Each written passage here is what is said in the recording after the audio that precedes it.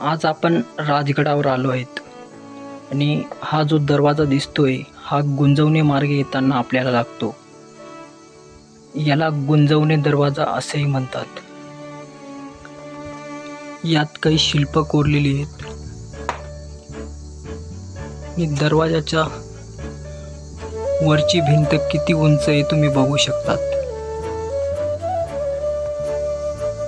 आणि पुढे हा मार्ग गुंजवणीकडे जातो.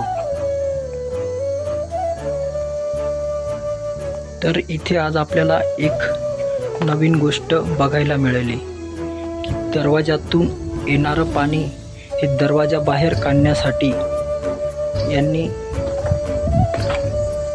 तुम्ही बघू शकतात, इथून पाणी आत गेल्यानंतर भिंतीच्या खालून येऊन ते इथून बाहेर येतं.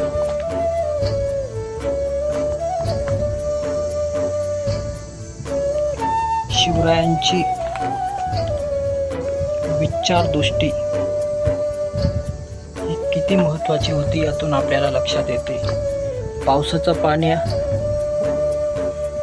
पावसाचं पाणी आल्यानंतर दरवाजावर कुठलाही परिणाम व्हायला नाही पाहिजे. दरवाजा खराब होऊ नये म्हणून ते पाणी साईडतून काढून इथून अशा प्रकारे बाहेर जातं.